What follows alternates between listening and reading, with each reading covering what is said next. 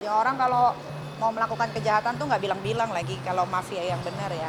Totalnya jadi aja gitu. Kalau ini kan terlalu kebanyakan omong, jadi nggak ada rasa takut sama sekali, biasa aja.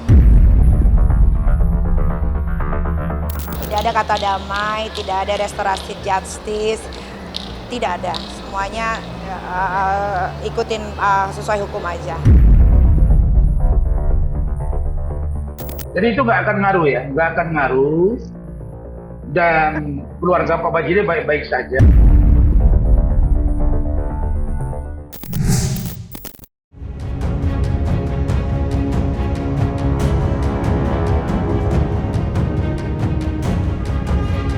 Perseteruan panas yang terjadi antara Nikita Mirzani dengan Fadel Bajide semakin sengit dan pelik. Belakangan, keluarga Fadel ikut menyerang Nikita dengan melaporkannya ke Polres Metro Jakarta Selatan. Terbaru di media sosial dihebohkan dengan unggahan akun Titine Bajide yang diduga akun Ibunda Fadel. Dalam unggahannya, akun tersebut memberi peringatan keras kepada Nikita jika keluarga Fadel Bajide tidak akan tinggal diam atas tindakan Nikita. Tidak itu saja, akun yang mengatasnamakan Ibunda Fadel juga mengatakan sudah mengetahui safe house yang menjadi tempat tinggal Loli saat ini. Lantas, seperti apa tanggapan Nikita atas adanya peringatan keras dari akun yang diduga milik Ibunda Fadel?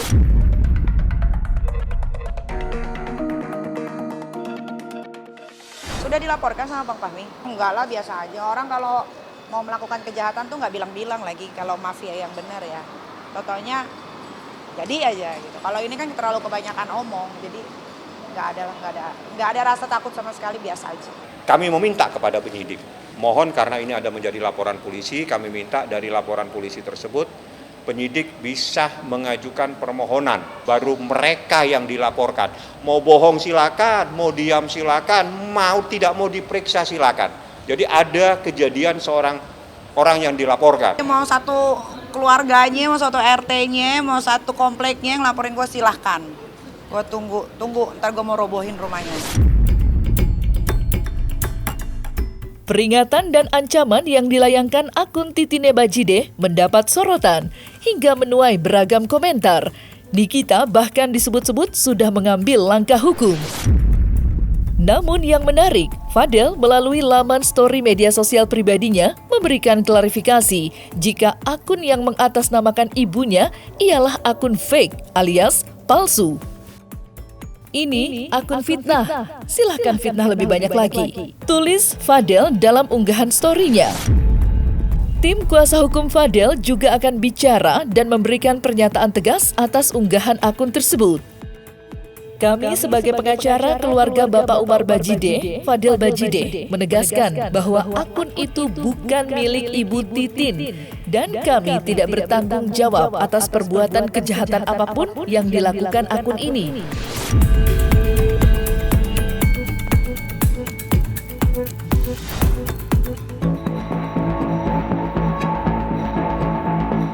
Gue nggak tahu deh, tapi kalau emang sampai betul sih keterlaluan sih. Mudah-mudahan aja betul. Sementara jelang keberangkatannya ke Tanah Suci untuk berumroh, Nikita mengungkapkan jika Jumat Minggu ini akan ada kejutan besar terkait laporannya terhadap Fadel.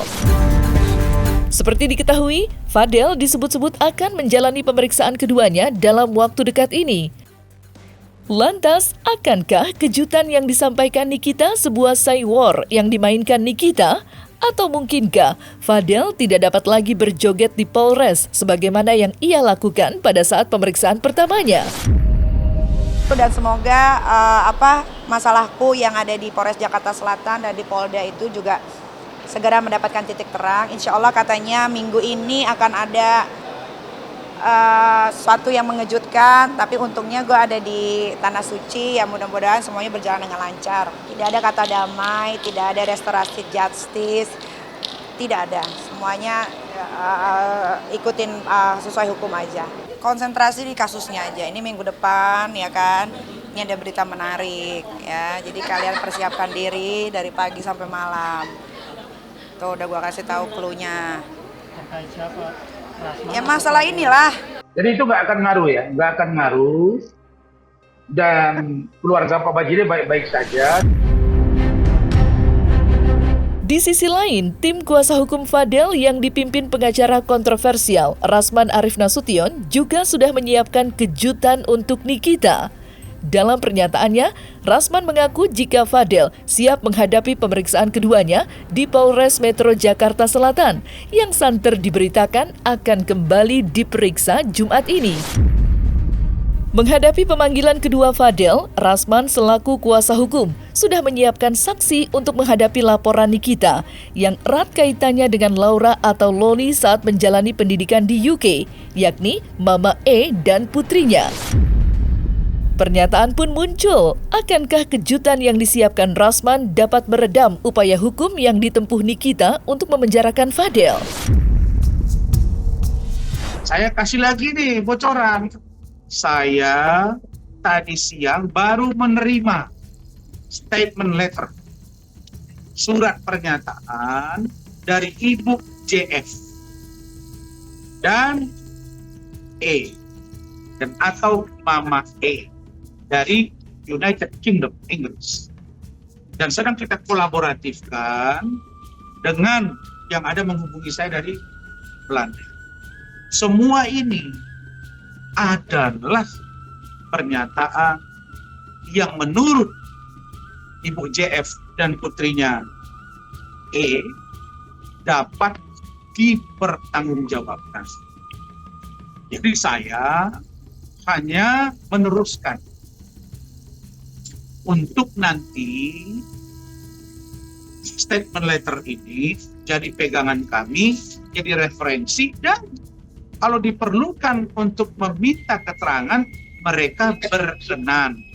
Jadi nggak usah diejek-ejek lah. Seseorang korban ini ada di Indonesia, ya, karena korban ini ada di Indonesia itu bulan apa, Anda mungkin bisa telusuri. Jadi kalau dia berbicara ke belakang, kalau dia mau jalan-jalan tidak ada yang larang. Siapa yang melarang orang mau datang ke Indonesia? Sepanjang memenuhi syarat, artinya dia kalau memang diperlukan visa, ya perlu visa, minimal punya paspor, itu silakan mau jalan-jalan. Tapi saya beritahu kembali, relevansinya tidak ada. Ya, untuk kesediaan dari Ibu EJF dan putrinya E itu sudah ada. Tentang datang ke Jakarta atau seperti apa, itu nanti kami akan sampaikan ke penyidik. Tapi yang pasti mereka bersedia memberikan keterangan seperti apa LM yang mereka ketahui ketika studi, ketika berhenti, ketika masuk lagi, ketika tinggal di rumah mereka, ketika sampai ke Indonesia. Itu mereka paham. Dan itu sudah dituangkan dalam surat pernyataan. Itu gembel, cleaning service, apa? Dia bisa dia beli tiket ke Indonesia. Apa yang mau diminta saksinya? Apa yang mau diminta keterangannya? Gara-gara dialah itu anak jadi begitu juga. Sini suruh datang, suruh ketemu sama gue. Ya katanya mereka siap untuk Ya bagus, biar ketemu nanti. Gak ada relevansinya, mau bawa bule semua dari sana ke sini. Itu bukan bule, itu gembel yang dibawa itu bukan bule, namanya Eda. Nggak ada relevansinya. Bule jadi dari mana? Sekali lagi, saya ini sudah berkali-kali, mungkin ini yang 10 kali. Fokuslah kejadian di bulan Maret, fokus kejadian di bulan Juni-Juli. Nggak usah kemana-mana, saksinya udah bicara kok. Tapi belum apa-apa sih, si NM sudah nyumpah-nyumpahi kalau istilah saya. Orang miskin, dia tuh ini cleaning service, mana ada ongkosnya ke sini. Selalu ngukur-ngukur orang, heran saya. Kalau saya mau berangkatkan dia dari sono kemari, sanggup saya itu. Dan dia juga sanggup. Yang bilang dia cleaning service siapa? Ibu JF itu bukan cleaning service. Saya ada video callan dengan dia. Jangan lu tambah musuh gitu loh. Nggak ada. Nggak ada, itu nggak benar. Nggak ada, adanya juga Rasman no. Minta-minta pap perempuan no. Kenapa jadi bobok yang lain sih? Urus saya deh, ininya sendiri apa akhlaknya sih? Akhlak, nggak ada akhlak loh Rasman. Posisi LM pada waktu itu adalah ingin melaporkan NM, ibunya, dalam dugaan penelantaran. Itu poin 2 besarnya. Poin 3 besarnya, bahwa saudari LM melakukan USG itu atas kemauan sendiri. Dan saya pastikan tidak ada Fadel Al-Fajar Bajide di situ. Kenapa itu dia lakukan? Sebagai counter publik dari tindakan MM. Di tengah memanasnya konflik dengan Fadel Bajide, Nikita memutuskan untuk menjalankan ibadah umroh. Saat ditemui awak media jelang keberangkatannya, Nikita ingin fokus beribadah, seraya bermunajat atas masalah yang sedang dihadapinya saat ini. Udah lama kalau umroh, memang tiap tahun tuh pasti umroh gitu. Cuman yang pengennya tuh kayak yang sekarang tuh rame-rame gitu, biar di sana tuh enak. Nggak, kalau biasanya kan gue kalau umroh tuh kalau nggak sendiri ya sama anak gitu. Kalau sekarang pengennya tuh rame-rame aja. Iya, pertama ibadah, kedua kan anak-anak udah pada besar nih. Waktu ajak Arkana umroh, Arkana masih bayi, Aska masih kecil. Kalau sekarang kan dia udah belajar nih, sebelum berangkat umroh sama guru ngajinya diajarin ya Dek, doa-doa. Jadi malah yang excited tuh sekarang Aska sama Arkana gitu. Sebetulnya ya umroh itu ya untuk biar lebih fokus sama ibadah aja sih kalau gue. Dari dalam perut udah anak-anak gue udah diajarin agama. Makanya kalau Umar bilang nggak tahu agama, kayaknya keluarganya dia yang sesat. Namun yang menarik, sehari sebelum berangkat umroh, Nikita bersama kuasa hukumnya menyambangi Lembaga Perlindungan Saksi dan Korban atau LPSK. Kedatangan Nikita ke LPSK untuk meminta perlindungan agar lembaga negara tersebut dapat melindungi putrinya, Laura, dan saksi-saksi kunci yang mengetahui apa yang dilakukan Fadel terhadap Laura, terutama di bulan April dan Juni. Lantas apa reaksi pihak Fadel atas langkah yang ditempuh Nikita tersebut? Bu LPSK sama timnya ya memohon perlindungan agar saksi-saksi, terus Laura juga dalam lindungan. Selain dalam lindungan Allah Subhanahu wa Ta'ala, juga dalam lindungan LPSK. Ke LPSK, menurut saya itu adalah cerminan dari kegelisahan saudara NM dan pengacaranya, karena saya sudah beritahu minggu lalu bahwa sepulang saya dari luar negeri dan saya kembali ke Jakarta, kami akan mendatangi beberapa lembaga terkait, bahkan para penegak hukum, terkait dengan memastikan apakah tempat atau safe house dari LM benar-benar aman, benar-benar nyaman, benar-benar independen, benar-benar tanpa intimidasi. Tapi ternyata hari ini saya menyaksikan bahwa dari NM dan pengacaranya mendatangi LPSK. Saya kaget juga dan heran. Untuk apa sampai datang ke LPSK? Kan katanya sudah disimpan di safe house. Namanya pun safe house, rumah aman. Berarti tidak boleh orang lain datang, kecuali orang-orang yang berkepentingan terhadap kasus ini. Dan itu adalah salah satunya atau beberapa lembaga terkait. Iya kan si Rasman itu kan cari-cari tahu terus, bertanya-tanya, Loli di mana, Loli bertanya-tanya terus kan, nggak beres-beres. Ya udah dia aman, dia nggak bisa ditemuin, udah intinya. Yang bilang mau datangi Loli, kami mau datangi Loli siapa? Saya nggak pernah ngomong. Iya, saya hanya memberitahu. Kami ingin memastikan dan ingin tahu apakah safe house sekarang itu benar-benar aman, nyaman, tanpa intervensi, tanpa pressure, tanpa tekanan. Itu perlu. Nah, terus kalau dibilang, oh nggak boleh dong dilakukan konfrontir. Lah kenapa ada larang-larang konfrontir? Konfrontir kan bagian dari penegakan hukum juga. Kalau dari aspek sosiologisnya. Nggak bisa dong ada larang-larang itu. Begitu juga dengan gelar perkara. Ya kami pasti ajukan semua. Jadi saya akan lakukan seluruh instrumen hukum akan saya lakukan untuk membela Fadel. Saya dan tim sudah rapatkan itu. Jadi saya bilang, makanya Anda itu jangan takabur. Saya jamin akan masuk penjara. Saya jamin sekeluarga masuk penjara. Tadi ngomong lagi, ya minggu depan, Senin, Selasa, Rabu, Kamis. Dari dulu seminggu-seminggu terus. Ya kalau datang emang kenapa? Emang bisa ditangkap klien kami tanpa dasar? Nggak bisa dong. Kalau dari saksi-saksi ya kan harus dilindungi ya kan. Karena kan lawannya ini kan yang dilaporin ini kan track recordnya lumayan menyeramkan ya. Keluarganya ada yang dihukum mati 2022 karena kasus pembunuhan.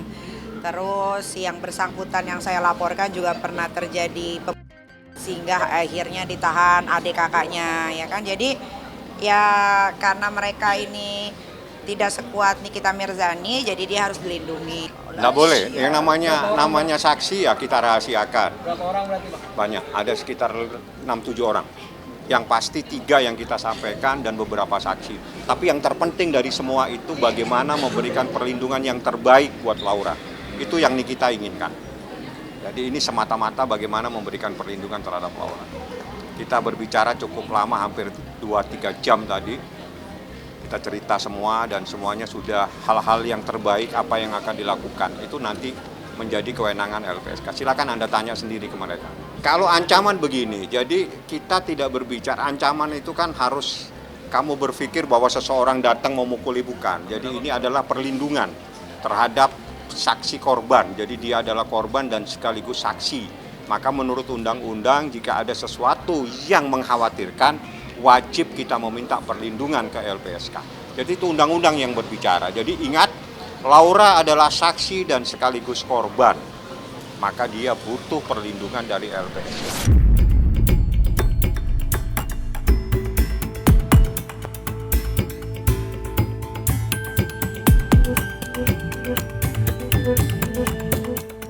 Nah, selesai sudah Cumi Lovers, saksikan terus Cumi Camp In Depth, kabar lengkap, mendalam, dan akurat dari narasumber terpercaya. Dan jangan lupa untuk like, subscribe, dan juga share channel YouTube Cumi Cumi.